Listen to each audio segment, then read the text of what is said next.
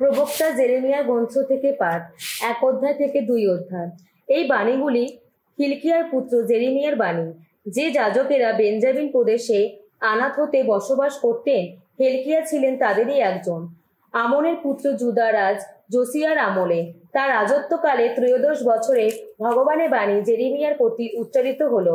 পরে তা আবার উচ্চারিত হয়েছিল জোসিয়ার পুত্র জুদারাজ জেহোয়াকিমের আমল থেকে শুরু করে জোসিয়ার পুত্র জুদারাজ সেদেকিয়ার আমলের 11 বছরের সে 5ম মাসটির সময় পর্যন্ত, যখন জেরুজালেমের লোকেদের নির্বাসিত করা হয়েছিল।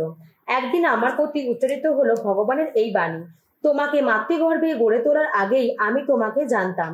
তোমার জন্ম হওয়ার আগেই তোমাকে আমি আমার সেবায় নিবেদিত করে রেখেছিলাম, জাতি বিজাতির কাছে প্রবক্তা রূপে নিযুক্ত করে রেখেছিলাম।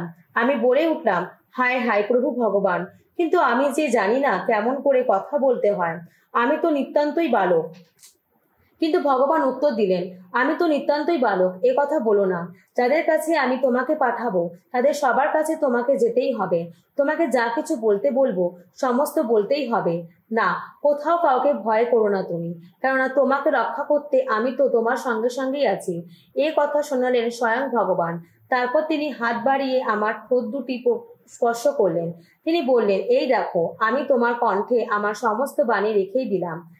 জেনে রাখো, আজ আমি যত জাতি ও রাজ্যের ওপর তোমাকে অধিষ্ঠিত করলাম, যাতে তুমি উৎখাত করো আর নিপাত করো, ভেঙে ফেলো আর ধ্বংস করো, যাতে তুমি গঠন করো আর রোপণ করো। এবার আমার প্রতি উচ্চারিত হলো ভগবানের এই বাণী, কি দেখতে পাচ্ছ তুমি? আমি উত্তর দিলাম, বাদাম গাছের একটি ডাল দেখতে পাচ্ছি আমি। ভগবান আমাকে বললেন, ঠিকই দেখেছো তুমি। আমি তো বিশেষভাবে লক্ষ্য রাখছি যাতে আমার বাণী সত্য হয়ে ওঠে। ভগবানের আর একটি বাণী আমার প্রতি উচ্চারিত হলো, কি দেখতে পাচ্ছ তুমি? আমি উত্তর দিলাম, আমি তো দেখতে পাচ্ছি একটি ফুটন্ত কড়াই উত্তর দিক থেকে এই দিকে হেলেই রয়েছে। ভগবান আমাকে বললেন, উত্তর দিক থেকে একটা অমঙ্গলের ঢল এই দেশের অধিবাসী সবার ওপর নামবে এবার। আমি তো উত্তরের রাজ্যগুলির সমস্ত জাতিকে এবার এখানে ডেকে আনতে চলেছি। এই কথা শোনাচ্ছেন স্বয়ং ভগবান। তাদের রাজারা এসে জেরুজালেমের যত তোরণদারির মুখে মুখে বসবে, যে যার সিংহাসন। তারা জেরুজালেমের প্রাচীর বেষ্টনীর ওপর, জুদা এলাকার যত নগরের ওপর আক্রমণ চালাবে। এই দেশের মানুষ যা কিছু নষ্টামি করেছে, আমি তখন সেই বিষয়ে তাদের বিরুদ্ধে জানাবো আমার বিচারের রায়। তারা তো আমাকে পরিত্যাগ করেছে, অন্য যত সব দেবতার সামনে ধূনাহুতি দিয়েছে, তারা নিজেদেরই হাতে গড়া জিনিসের সামনে তারা পরিণত হয়েছে। এবার কোমর বেঁধে দাঁড়িয়ে ওঠো তুমি। আমি তোমাকে যা কিছু বলতে বলবো এই দেশের মানুষকে সবই বলবে তুমি। দেখো, তাদের সামনে গিয়ে সন্ত্রস্ত হও না, তাহলে আমি তো তাদের সামনে তোমাকে সন্ত্রস্তই করব। জেনে রাখো, আজ আমি তোমাকে করে তুললাম শক্ত প্রাচীরে ঘেরা একটি নগরীর মতো, লোহার স্তম্ভের মতো, বঞ্জের প্রাকারের মতো, যাতে তুমি এই গোটা দেশের সামনে, জুদা এলাকা যত রাজা, নেতৃজন ও যাজকের সামনে এবং দেশের জনগণের সামনে দাঁড়িয়ে থাকতে পারো। তোমার বিরুদ্ধে যুঝবে ওরা, কিন্তু জয়ী হতে পারবে না কখনো, কেননা আমি যে তোমার সঙ্গেই রয়েছি। এগুলো শোনাচ্ছেন স্বয়ং ভগবান, তোমাকে উদ্ধার করতেই রয়েছে। একদিন আমার প্রতি উচ্চারিত হলো ভগবানের এই বাণী, তুমি যাও, জেরুজালেমকে শুনিয়ে এই কথা ঘোষণা করে এসো। স্বয়ং ভগবান এই কথা বলছেন, আমার এখনো মনে আছে আমার প্রতি তোমার যৌবনকালের সেই একান্ত অনুরাগের কথা, নববধূ সুলভ সেই ভালোবাসার কথা। কেমন করে তুমি তখন আমার পেছনে পেছনে এসেছিলে মরুভূমির মাঝখান দিয়ে, এমন দেশেরই মাঝখান দিয়ে যেখানে মাটিতে বোনা হয় না বীজ। সেদিন ইসরায়েল ছিল ভগবানের জন্য স্বতন্ত্র করে রাখা সম্পদের মতো, ছিল তার ফসলের প্রথম অংশেরই মতো। তার কোনো কিছু মুখে দিতে যারা অপরাধী বলে গণ্য হতো, তাদের ওপর নেমে আসতো ঘোর অমঙ্গল। একথা শোনাচ্ছেন স্বয়ং ভগবান। শোনো তোমরা, যাকব বংশের মানুষ যারা, ইসরায়েল বংশের প্রতিটি গোত্রের মানুষ যারা, শোনো তোমরা সবাই ভগবানের এই বাণী। স্বয়ং ভগবান এই কথা বলছেন, তোমাদের পিতৃপুরুষেরা আমার মধ্যে কোনো দোষী বা খুঁজে পেয়েছিল, যার জন্য আমাকে ছেড়ে তারা দূরে সরে গিয়েছিল। ওই যা অসার, সেদিন তারই অনুগামী হয়েছিল তারা, আর এইভাবে নিজেরাই অসার হয়ে পড়েছিল। সেদিন তারা এই প্রশ্ন একবারও তোলেনি, কোথাও ভগবান, কোথায় সেই তিনি? একদিন মিশর দেশ থেকে আমাদের উদ্ধার করে এনেছিলেন যিনি পথ দেখিয়ে নিয়ে গিয়েছিলেন মরুভূমির মাঝখান দিয়ে, প্রান্তরে আর খাদে ভরা সেই দেশের মাঝখান দিয়ে, খরা ও ঘন তমসার সেই দেশের মাঝখান দিয়ে। তখনো পর্যন্ত যে দেশ কেউ পেরিয়ে যায়নি কখনো, যে দেশে কেউ বসবাসও করেনি কখনো। আমি তো শেষে তোমাদের নিয়ে এলাম এক ফলবান দেশে, যাতে তোমরা সেখানকার ফলমূল, সেখানকার যা কিছু ভালো সবই ভোগ করতে পারো। এদিকে তোমরা কিন্তু সেখানে আসার পর কুলসিত করলে আমার সেই দেশ, আমার আপন দেশকে করে তুললে একটা জঘন্যতার দেশ। তখন তো যাজকেরা এই প্রশ্ন একবারও তুলল না, কোথায় ভগবান? ঐশ্ব শিক্ষা বাণী রক্ষা করার দায়িত্ব ছিল যাদের হাতে, তারাই কিনা জানালো না আমায়। যত গণপালক আমার বিরুদ্ধে উঠে দাঁড়ালো সেদিন। প্রবক্তারা বায়ালের নামেই তাদের যত বাণী শোনাতে লাগলো। তারা এমন সব দেবতারই হলো অনুগামী, যারা কোনো কাজেই আসে না। আর সেই জন্য তোমাদের বারবার অভিযুক্ত করব আমি। এই কথা শোনাচ্ছেন স্বয়ং ভগবান। সে একই কারণে তোমাদের পৌত্রদের অভিযুক্ত করব। শোনো, তোমরা সাইপ্রাস অঞ্চলের কূলে উপকূলে পাড়ি দিয়ে নিজেরাই দেখে এসো, কিংবা কেদার জাতির দেশের লোক পাঠিয়ে ভালোভাবে খোঁজ খবর নিয়ে এসো। একবার দেখে এসো আরো কোথাও এমন কাণ্ড কি ঘটেছে কখনো? কোন জাতি নিজেদের দেবতা কি বদলেছে কখনো? যদিও ওদের যত দেবতা দেবতাই নয়, অথচ আমরা আপন জাতির মানুষেরা কিনা যিনি তাদের গৌরবের ধন, তারই বিনিময় করছে তেমন দেবতার সঙ্গে, যে দেবতা কোনো কাজেই আসে না। হে আকাশ, অমন কাণ্ড দেখে তুমি বরং ভয়ে বিস্ময়ে বিহ্বল হও, ঘৃণায় শিউরে উঠো, একেবারে স্তম্ভিতই হও। এই কথা শোনাচ্ছেন স্বয়ং ভগবান। আমার জাতির মানুষেরা এই দুটি অন্যায় করেছে। তারা আমাকে জীবনময় জলের উৎস এই আমাকেই পরিত্যাগ করেছে, আর পাথর কেটে কেটে নিজেদের জন্য তারা তৈরি করেছে যত কুয়ো, এমন যত ফাটল ধরা কুয়ো, যা জল ধরে রাখতেই পারে না। ইসরায়েল কি কৃতদাস নাকি? জন্ম থেকেই দাস নাকি? তবে কেনই বা লুট করা জিনিসের মতোই হয়েছে তারা দশা? ওই যত যুবসংঘ তাকে দেখে হুঙ্কার ছাড়ছে এখন, গড়গড় করছে এখন। ওরা তার দেশভূমিকে আজ করে দিয়েছে রিক্ত প্রান্তর। তারা যত নগরী এখন দগ্ধ অবস্থা জনশূন্য হয়ে পড়ে আছে। ওগো ইসরায়েল, নোফ ও তাপনহেসের লোকেরাও তোমার মাথার ওপরটা মুড়িয়ে গিয়েছে।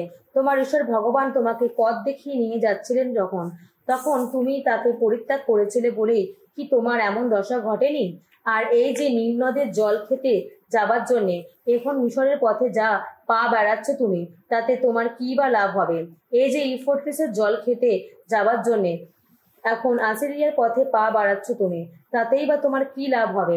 তোমার নষ্টামি এবার তোমাকে উচিত শাস্তি দিক, তোমার ধর্মচ্যুতি তোমাকে উচিত শিক্ষা দিক।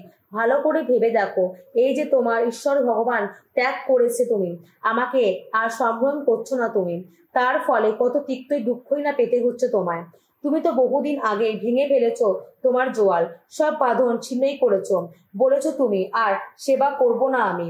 তুমি তো প্রতিটি উচ্চ পর্বতে ডালপালা মেলে দেওয়া যত গাছের ছায়ায় গা এলিয়ে শুয়ে থেকেছ কোনো বণিকার মতো, অথচ নিজের হাতে তোমাকে মাটিতে বসিয়েছিলাম আমি যেন বাছাই করা আঙ্গুরের চারা, যে চারা অঙ্কুরিত একেবারে সেরা বীজ থেকে। এখন সেই তুমি কি করেই বা পাল্টে গিয়ে আমার চোখের সামনে এমন বেজ্জাতে বন্য আঙুর গাছ হলো?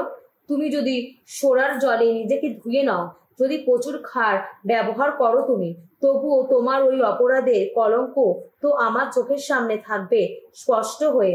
এই কথা শোনাচ্ছেন স্বয়ং প্রভু ভগবান। কোন মুখেই বা বলছো তুমি আমি তো অসুচি হইনি, বায়লদের অনুগামী হইনি তো আমি? একবার ভেবে দেখো, ওই উপত্যকায় কি সব কাজ চালিয়ে এসেছো তুমি। একবার মনে করে দেখো কি কি করছে ওখানে। তুমি যেন ছটপটে মাদি উঠেরই মতো, যে দৌড়ে বেড়ায় এখানে ওখানে। তুমি যেন বন্যা মাদি গাধারই মতো, মরুদেশেই যা নিজের আস্থানা। কামাতুর ওই হয় সে তো বাতাসে নাক উঁচু করে ঘ্রাণ নিতে থাকে, তারা সেই কামের মততা কেই বা সামলাতে পারে? যে সব গাধা তার পিছু নেয় তাদের বেশি কষ্ট করতে হয় না, তার সঙ্গমের সময়টি এলে তাকে তারা খুঁজতেই পারে। দেখো, শেষে তোমার যেন আদুল পায়ে চলতে না হয়, গলায় তেষ্টা নিয়ে থাকতে না হয়। এদিকে তুমি তো বলছো না আর কোনো উপায় নেই। আমি তো ভিন দেশের ওপর দেবতাকে ভালোই বেসেছি, ওদের অনুগামী হতে হবেই আমায়। চোর যেমন ধরা পড়লে চূড়ান্ত লজ্জায় পড়ে, ইসরায়েল বংশের মানুষ যারা তাদের নিজেদেরও, তাদের যত রাজা, নেতৃজন, যাজক ও প্রবক্তাকেও তেমনি লজ্জা পড়তেই হয়েছে। তারা কিনা সামান্য কাঠের একটা টুকরোকে বলে আমার পিতা তুমি, একটা পাথরের চাইকে বলে তুমি তো আমায় জন্ম দিয়েছ। তারা তো এখন আমার দিকে মুখ করে নয়, পিঠ করেই দাঁড়িয়ে রয়েছে। এদিকে অমঙ্গলের সময় কিন্তু ওই তারাই বলে ওঠে, ওঠো, আমাদের বাঁচাও। কোথায় গেল এখন সেই সব দেবতা যাদের তুমি নিজের জন্য তৈরি করেছিলে? এবার উঠুক তারা। তোমার এই অমঙ্গলের সময় তোমাকে বাঁচাতে পারে না তো বাঁচাক। ওহে জুদা, আজ তোমার নগরীর সংখ্যা যত, তোমার দেবতার সংখ্যাই তত। আমার বিরুদ্ধে কেনই বা তুলছ তোমরা এত অভিযোগ? তোমরা সবাই তো আমার বিরুদ্ধে বিদ্রোহী হয়েছ। এই কথা শোনাচ্ছেন স্বয়ং ভগবান। আমি তো বৃথাই তোমাদের সন্তানদের আঘাত করেছি, কোনো শাসন গ্রাহ্যই করিনি। তারা তোমাদের তলোয়ারের যেন নরখাদক সিংহেরই মতো তোমাদের প্রবক্তাদের গ্রাস করে ফেলেছে। তোমরা এই যুগের মানুষ যারা, ভগবান এখন যা বলছেন তাই ভেবে দেখো। ইসরায়েলের কাছে আমি তো কি এতদিন হয়েছি মরুভূমির সমান, ঘোর অন্ধকারে আচ্ছন্ন দেশেরই সমান। তবে আমার আপন জাতির মানুষ কেনই বা বলছে আমরা তো ইচ্ছে মতো ঘোরাফেরা করতেই পারি, তোমার কাছে আর আসবই না আমরা। কোনো তরুণী কি তার গয়নার কথা, কোনো বধূ কি তার মেখলার কথা ভুলে যেতে পারে? অথচ আমার জাতির মানুষ কিনা অবনতি দিন ধরে ভুলে আছে এই আমাকে। প্রেমিকের সন্ধান পেতে কি নিপুণ প্রয়াস তোমার? সত্যি অনিষ্ট সাধনের সমস্ত উপায় তোমার তো জানাই রয়েছে। তোমার পোশাকের প্রান্তই এমন সব দরিদ্র মানুষের রক্তের দাগ দেখা যাচ্ছে যারা নির্দোষ ছিল। তুমি তো তাদের কাউকেই তোমার ঘরে শীত কাটতে দেখোনি কখনো। অথচ এত কিছুর কাণ্ডের পরেও তুমি কিনা বলছো আমি তো নির্দোষ। তার ক্রোধ যেন আমাকে রেহাই দিয়ে দূরে সরে যায়। আমি কিন্তু তোমাকে বিচারে একদিন দাঁড় করাইবই। যেহেতু বলছো তুমি কোনো পাপ করনি। অমন করে বারবার পাল্টে নিজেকে কতই না ছোট করছো তুমি। আসারিয়াকে নিয়ে তোমাকে যেমন লজ্জায় পড়তে হয়েছে, মিশরকে নিয়েও তেমনি তোমায় লজ্জা পড়তেই হবে। তোমাকে তো এবার নিজের মাথায় দু হাত দিয়ে ওখানে থেকেও চলে আসতে হবে। ওই যাদের ওপর এত আস্থা তোমার, ভগবান তাদের তো অগ্রাহ্য করেছেন। তাদের সাহায্য পেয়ে তোমরা তো কোনো সুখ সুবিধা হবে না।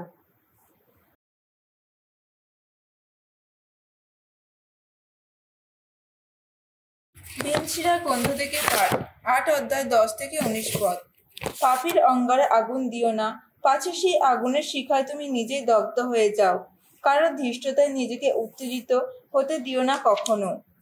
সেও তো ওত পেতেই থাকবে তোমার কথার ফাঁদে, কখন সে ধরবে তোমার। তোমার চেয়ে ক্ষমতাবান কাউকে ধার দিও না কখনো। যদি ধারই দাও ভেবে নিও ওই অর্থ তুমি খুইয়ে ফেলেছ। নিজের সঙ্গীর চেয়ে বেশি টাকা জমিদার হয়ে না কখনো। যদি জমিদার হও প্রতিশ্রুতির টাকাটা দিতে প্রস্তুত থেকো। কোনো বিচারকের বিরুদ্ধে মামলা করো না, তার পদমর্যাদার জন্য মামলার রায় তো তার পক্ষেই যাবে। হঠকারী কারোর সঙ্গে ভ্রমণে যেও না, সে তোমার পথের বোঝা হয়ে উঠতেই পারে। সে তো নিজের খুশি মতো করবে সব কিছু, তার নির্বুদ্ধিতার পাল্লায় পড়ে তার সঙ্গে মরবে তুমিও। রকচটা কারোর সঙ্গে বিবাদ করো না, নির্জন মরুপথে তাকে তোমার সঙ্গী করো না। তার কাছে রক্তপাত কোনো ব্যাপারই তো নয়। তোমাকে বাঁচাতে পারে এমন কেউ থাকবে না সেখানে, যেখানে সে মরে পানে তোমার। কোনো নির্বোধের সঙ্গে মন্ত্রণায় বসো না কখনো, সে তো কথাটা গোপন করে রাখতেই পারবে না। অচেনা কারোর সামনে গোপনীয় কোনো কিছু করো না কখনো, সে যে কি করতে পারে তা তুমি জানো না। তোমার মনের কথা যাকে তাকে বলো না কখনো। একইভাবে নিজের সুখ শান্তি নিজে তুমি নষ্ট করো না। হিব্রুদের কাছে ধর্মপত্র 5 অধ্যায়।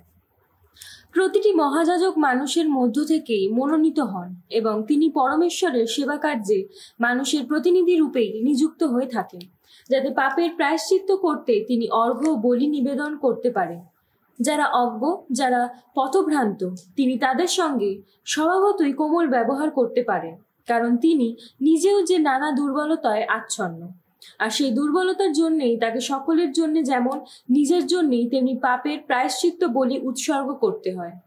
কেউ নিজেকে মহাযাজকের এই সম্মানিত পদে বসায় না, বরং আরনের মতো সে পরমেশ্বরের দ্বারা আহুত হয়ে ওই পদ গ্রহণ করেন।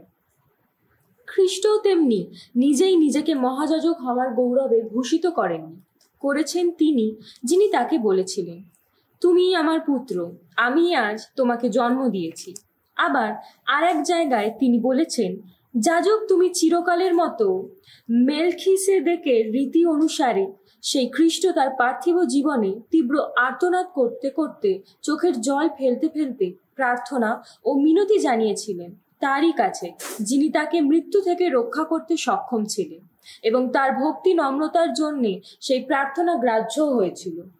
পুত্র হয়েও নিজের দুঃখ যন্ত্রণার মধ্যে দিয়েই তিনি অনুগত হতে শিখেছিলেন, এবং পরম পূর্ণতা লাভ করে তিনি তার প্রতি যারা অনুগত তাদের সকলেরই শাশ্বত পরিত্রাণের কারণ হয়ে উঠলেন।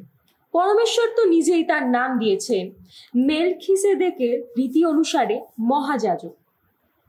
এই বিষয়ে আমাদের অনেক কথা বলার আছে, এমন অনেক কথা যা বুঝিয়ে বলা সহজ নয়। যেহেতু তোমরা এখন কানে খাটো হয়ে গেছো, এতদিনে তোমাদের তো শিক্ষাগুরু হয়ে ওঠারই কথা, অথচ সেই তোমাদেরই কিনা এখন এমন একজনকে পাওয়া দরকার যিনি ঐশবাণীর গোড়ার কথাগুলো তোমাদের নতুন করে শেখাবেন। এখন তোমাদের এমনই অবস্থা যে তোমাদের দুধ খাওয়াই দরকার, শক্ত খাবার নয়। সত্যি বলতে কি, যারা এখনো শুধু দুধই খেয়ে থাকে তারা তো এখনো শিশু, তাদের কারোর পক্ষে ন্যায় ধর্মের তত্ত্ব কথা হজম করা তো সম্ভব নয়। এদিকে শক্ত খাবার কিন্তু তাদেরই জন্যে, পূর্ণ পরিণত মানুষ যারা তাদেরই জন্যে, যাদের মন নিত্য অনুশীলনের ফলে ভালো মন্দের পার্থক্য চিনে নিতে অভ্যস্ত।